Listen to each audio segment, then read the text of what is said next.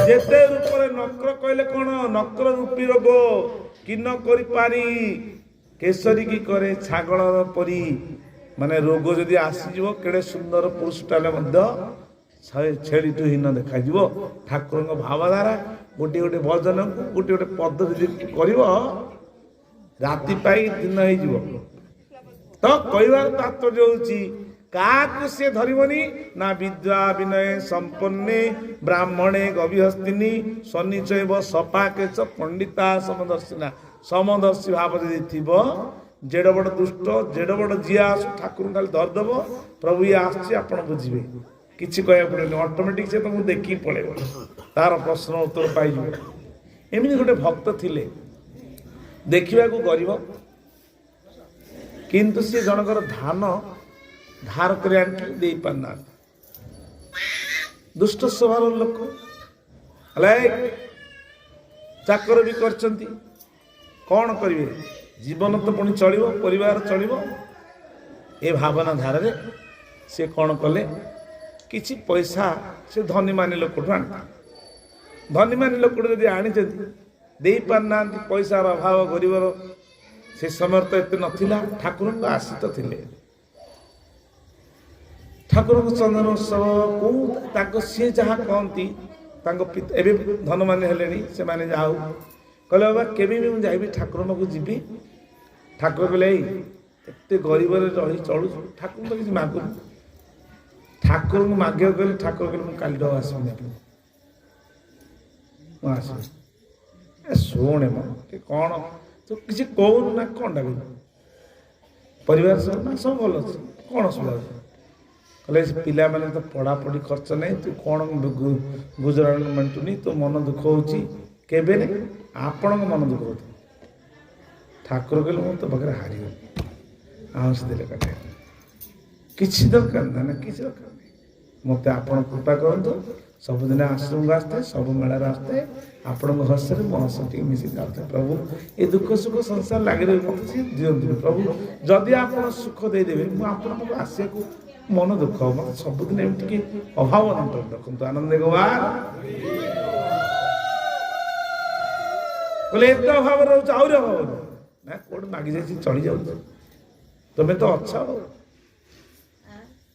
तथा ठाकुर ताकू देले किसी दिखती सेमती गरीब कुड़िया पड़ी रहे सेमती झुंपड़ी घर रहे भिक्षा करने जाए आउ भिक्षा कर आने ब्राह्मण पिला आउ मोर तो भिक्षा कर सत्यनारायण स्वामी जय आनंद कुमार हरिबोल माँ भिक्षा दी 7 घर 8 घर जो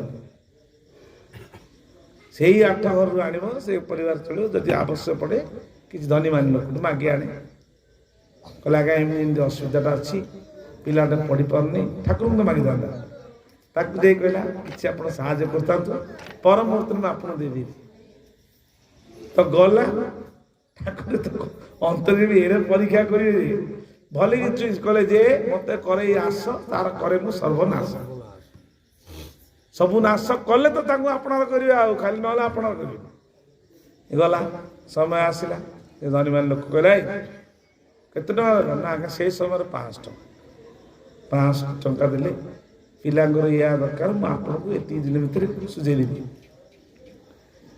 कहीकि आइला धरिकी आइला दिन गला मु सप्ताह भितर सुझीदेवी सप्ताह जाए 8 दिन बीतीगला ये कि आनंद अच्छे से धनी मान लोकटी आसिकला तू 7 दिन है 500 टका नहीं कौन नदे आज तार शुद्ध सहित है के जाचु ना आज्ञा मु तो जानी मूर्ख लोक केते कौन से पैसा देबू ना तो घरटा को पोड़देवी घरटा पोड़देवे मो पाखे तो ना मुझे 7 दिन कही मोर हेले देवी ना मु चेष्टा कर दिन मत समय दिखती 2 दिन गला केबे ठाकुर मागी ना कहला मागिले बर्तमान आपण देदेवी मागिबी ये दुष्ट लोकटा आसी मत देखिकी कि हसिकी पड़े जाऊ न मागु प्रभु मते आपण देले मु देबी भावना रखिछि हेले मन कथा सीना जान मन मारी पाई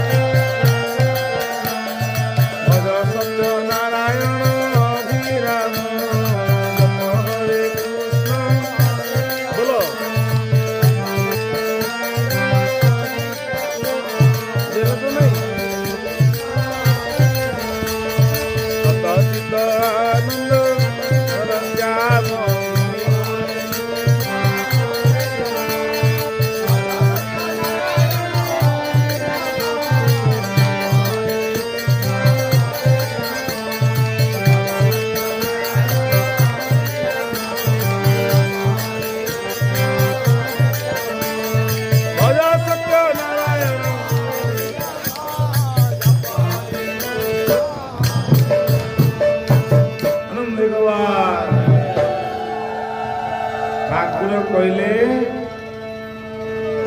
ଇଏ ଏତେ ଦୁର୍ବଳ ହେଲାଣି, କିଛି କହୁନି, କଣ କରିବି, ନ କହିଲେ କେମିତି ଦେବି? ହେଲା କଷି କଷାଇ ଧନ ନେବି, କହିଲେ ବାହୁଡାଇ ଦେବି ଆନନ୍ଦ ଭଗବାନ। ଇଏ ଅଭିରାମ ପରମ ସଙ୍ଗ ଆଶ୍ରିତ ହେଇଗଲେ ଠାକୁରଙ୍କୁ ଭାବନି ହସୁଛନ୍ତି, ଏଇ ଚୋପାଟାକୁ ଚଢେଇକି ଲୁଣ ମଡେଇଦେବେ। ତାଙ୍କୁ ହସିବାରେ ଯେତିକି ଦେଖୁଛ ନା, ସେ ହସ ଏମିତି ଗୋଟେ ଗୋଟେ ବେଳେ ବେଳେ ନରସିଂହ ସତ୍ୟନାରାୟଣ ମିଳେଶ କୁଳ ବୁଢ ଅଭିରାମ ଆନନ୍ଦ କୁମାର। ଭୁଲ କାର୍ଯ୍ୟ ଯଦି କରିଦେଇଥିବ, ଖାଲି ତମେ ଯଦି ଭୁଲ କରିଛ, ତମେ ସେ ହସରେ ଆଉ ମୁହଁକୁ ଦେଖିପାରିବନି। ସେ କଣ କରିବେ ଜାଣିଛ? ତ ସେ ହସ ଆଉ ଦେଖିପାରିବନି, ସେ ହସ କ୍ରୋଧାନ୍ୱଳ ହେଇଯିବେ, ନରସିଂହ ଭଳିଆ ଦେଖାଯିବେ। ତ ଠାକୁର ମନ ଦୁଃଖ ହେଲା, କହିଲେ କିଛି ବି ପଦେ କହୁନି ନା, କଣଟା କହିବି, ତୁମେ ତ ଅନ୍ତର୍ଯାମୀ, କଣ କହିବି? ନାଇଁ, ଏ ସବୁ ହଜାର କି ସହସ୍ର ଭିତରେ କି ଗୋଟିଏରେ ଗୋଟିଏ ଭକ୍ତ ଥିବେ ଯେ ଠାକୁରଙ୍କୁ କିଛି ମାଗିବେନି କି ଜଣେଇବେନି। ଯିଏ ଜଣେଇବ ଅଳ୍ପ ପାଇବ, ଯିଏ ନ ଜଣେଇବ ଅଧିକ ପାଇବ। କଣ କହୁଛୁ କୁହ? ଠାକୁରଙ୍କୁ ଜଣେଇଲେ ଅଳ୍ପ ପାଇବ, କି ଅଳ୍ପ ପାଇବାକୁ ଇଚ୍ଛା କୁହ? ନ ଜଣେଇଲେ ଅଧିକ ପାଇବ। ହାତ ଟେକିଲ, ନ ଜଣେଇଲେ ଅଧିକ ପାଇବ। ଆରେ ସ୍କୁଲ ପିଲା ଭଳି ହାତ ଟେକିଲେ କଣ ଆନନ୍ଦ ଜଣେଇବନି ତ?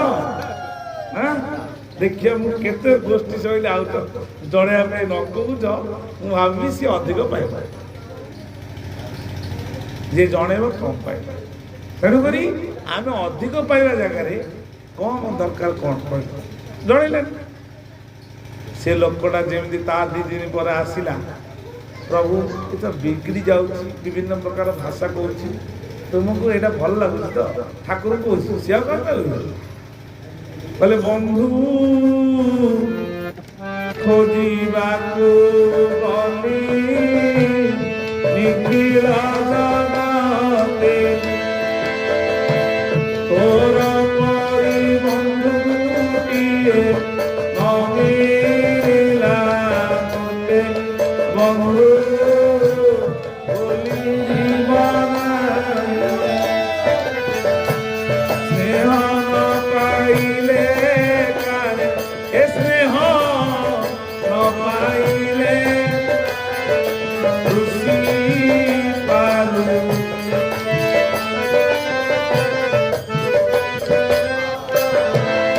ଖାଲି ସ୍ନେହ ଶ୍ରଦ୍ଧା ଭକ୍ତି ତ ଭଗବାନଙ୍କୁ ହୃଦୟରେ ବାନ୍ଧିଛି, ଠାକୁରଙ୍କୁ ଖାଲି କହୁଛି ଦୁଷ୍ଟ ଲୋକଟାକୁ ଆପଣ ଟିକେ ସନ୍ତୋଷ କରିଦେଇ ଛାଡ଼। ଏ ସମୟରେ ସେ ଦୁଷ୍ଟ ଲୋକ କହିଲେ, ଆଜି ନ ଦେବ ତା ଘରଟାକୁ ନିଆଁ ଲଗେଇ ପୋଡ଼ିଦେବି। ରାଗିକି ତ ଆସିଛି। ଇଏ କଣ କଲା, ଠାକୁର ସେଦିନ ଆସିଛି, ତା ସ୍ତ୍ରୀକୁ ଯେ ସ୍ୱାମୀ କହୁଛି, ଦେଖ ଏଟା ଆଇଲାଣି, କଣ ତୁ କାହିଁ ବ୍ୟସ୍ତ ହଉଛୁ? ଘର ତ ଠାକୁର କଣ, ସେ ତାର ବୁଝିବନି, ମୋର ମାଗିବାର ନାହିଁ, କହିବାର ନାହିଁ, ତୁ ମତେ କିଛି କହନା। ଯା ତୋ ଘର ତୁହି ରଖ, आहे पंकज मुख मुकार गला सरी तुर तोर पुरी कहई अभिराम तुमरा अभिराम घर तोर सब समर्पण करदेला। से दुष्ट लोक जमी आसी द्वार बंद राखिला, बोले ओ बेराम कौन से पैसा देलनी? ये आ किछ कहले, ठाकुर गनेला पूजा करते सकाळ सकाळ बोला ए काई ता भीतर की लीला करछु कहू तू बुझे। बोला ए जे बस्ती से बुझियो, कौन से बुझियो, के बुझियो ना ए बस्ती जेमिति ठाकुर देखेदेला से भक्त कहे कहला कौन देखिला मु मर्जी मर्जी कहि कि दौड़िला जेमिति मर्जी ताको कोन नृसिंह रूप देखाई जे ठाकुर कहे मु मर्जी ए तू पैसा थाउ मते पर दो आनंद देखो यार कहला भाई कौन କଣ ପାଇଁ ପଳଉଛ ଟିକେ ରୁହ ରୁହ। ନା ନା ନା ନା ନା ଏ ବାବାଜୀ କଣ ସିଂହ ଭଳିଆ ହେଇଛି, ମୁଁ ଏଇ ନଖ ମତେ ମାରିଦବ ତାକୁ ଯୋଉ ଭଳିଆ ଗାଳି କରିକି ହେଇଲା ପୁରା ଠାକୁର ପୁରା ଦେଖୁଛି ପୁରା ଯେମିତି ଥରୁଛନ୍ତି ଠାକୁରଙ୍କ ବିଗ୍ରହ। ଆନନ୍ଦ କହିଲା ବାବା ସେ ଲୋକଟା କଣ ଦେଖିଲା, ମୁଁ ଗାଁ ଦେଖିଲି ଫୁଲ ଟିକେ ଖସିଗଲା ପରେ କଣ ଠାକୁର ତାକୁ ଦେଖାଦେଲା। ତ କହିଲା କାହିଁକି ଅଛି ପୂଜା ସରିଲା ପରେ ପୁଣି ତାଙ୍କ ଘର ପାଖକୁ ଗଲା। କହିଲା ଭାଇ ନା ତୁ ଆସ ତୁ ମତେ ଦେବା ତୋର ଥାଉ ସେ 5 ଟଙ୍କା ତୁ ଭାଇ ତୋତେ ମୁଁ ଦିଆ ଭାଇ କଣ ହେଇଛି କଣ ନା ତୋ ଘରେ ଗୋଟେ କଣ ତୁ ରଖିଛୁ କିରେ କି ଫଟୋ ସିଏ ନୃସିଂହ ଫଟୋ ନା ନାଇଁ ତ ଜଗତଗୁରୁ ଠାକୁର ଶ୍ରୀ ଅଭିରାମ ପରମହଂସ ମୋ ପ୍ରଭୁ। ନା ମୁଁ ଯିବିନି ତତେ ତୁ ଭାଇ ତୁ ଗଲୁ। କହିଲେ ନାଇଁ ତମ ପଇସାଟା ଦେଇ ତମେ କାଇଁ କଣ ଦେଖିଲ ନା ଏଡେ ନଖ ମତେ ଗୋଡେଇ ହେଲା ମାରିବା ପାଇଁ ମୁଁ ତୋ ପାଖକୁ ଯିବିନି ତତେ ଗୋଡ ତଳେ ପଡୁଛି। ଅର୍ଥାତ୍ ତା ଗୋଡ ତଳେ ପଡିକି ଉଠ ଭାଇ ବଡ ଲୋକିଆ ଲୋକ ତମକୁ ମୁଁ ବଡ ଭୁଲ କରିଛି ପଇସା ନେଇ ମୁଁ ଦେଇଦେବି ତ ନା ମତେ ତୁ ଦେନା ରେ ତୁ ସେଇ ପଇସା ନେଇକି ତମ ଗୁରୁ ଦାମ ନେଇକି ମୁଁ ଆଉ ତ ଢାଳିବିନି। ମୁଁ ଏଡେ ଆଖି ଏଡେ ବାପା କି ରାମାନନ୍ଦ ତିଳ କରିକି ଏତେ ତ ସବୁ ପାଉଁଶା ଜଟା କଣ ମୋ ଠାକୁର ତ ହସୁଥିଲେ ତତେ କଣ ଦେଖାଗଲେ। ସେଇଥିପାଇଁ ଗଲେ ଯେ ଯେଉଁ ଭାବରେ ତୋତେ ଡାକଇ ପ୍ରଭୁ ସେହି ଭାବେ ତାକୁ ଦେଉ ଦର୍ଶନ ସେହି ଭାବେ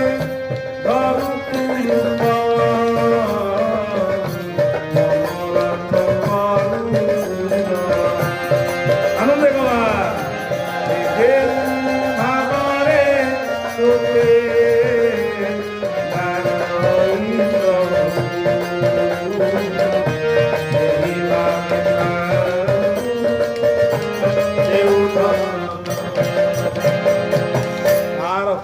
ଥରୁଛି। ସିଏ କହିଲା ତାକୁ ରାତି ନିଦ ହେଲାନି, ପୁଣି ରାତିରେ ସ୍ୱପ୍ନ ଦେଖିଲା ଶୋଇଲା ବେଳେ ଉଠିଲା ବେଳେ ତାକୁ ଯୋଉ ଗାଳି କରିଛି ଭକ୍ତଙ୍କୁ ନା ବୈଷ୍ଣବ ଅପରାଧ ଭକ୍ତ ଅପରାଧ ହେଇଗଲେ ଠାକୁର ତାକୁ ଖାଲି କାଳ ରୂପ ଭଳିଆ ଦେଖାଯିବେ। ଆନନ୍ଦ କାହିଁକି ନା ବାପରେ ମନେ ରଖିଥିବୁ ମୋ ଭକ୍ତର ଅପରାଧ ମୋ ଶରଣାଗତ ଭକ୍ତ ସାଧୁ ସନ୍ଥଙ୍କର ଅପରାଧ ହୁଏତ ତୋ ମନକୁ ନ ପାଇଲେ ତାକୁ ପ୍ରଣାମ କରେ ନ କରେ କିନ୍ତୁ ଈର୍ଷା କରିକି ଜଳିକି ତା ବିଷୟରେ ଯଦି ହାତରେ ଲାଞ୍ଜ ମାରିବୁ ଇଏ ସିଧା ଯାଇକି ତ ତର୍କକୁ ଧରିବ।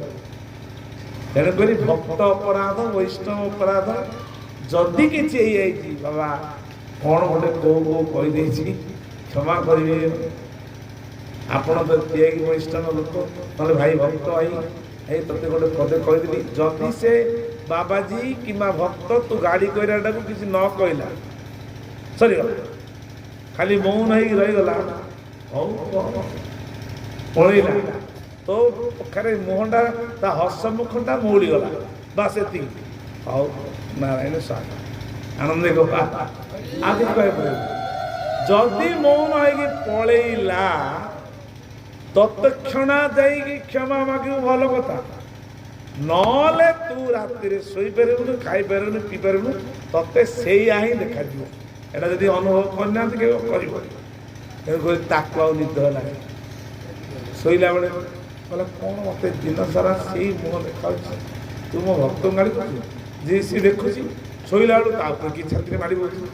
ତା ପରଦିନ ଆଉ ଥରେ ଯାଇ କହିଲା ଭାଇ ମୋତେ ତୁ କ୍ଷମା କଲି ମୋତେ ରାତିରେ ନିଦ ହଉନି ମୁଁ ଖାଇପାରୁନି ମୋତେ ଖାଲି ସେ ମୁହଁ ଦେଖାଯାଉଛି ମୋତେ ମାରିଦେବ।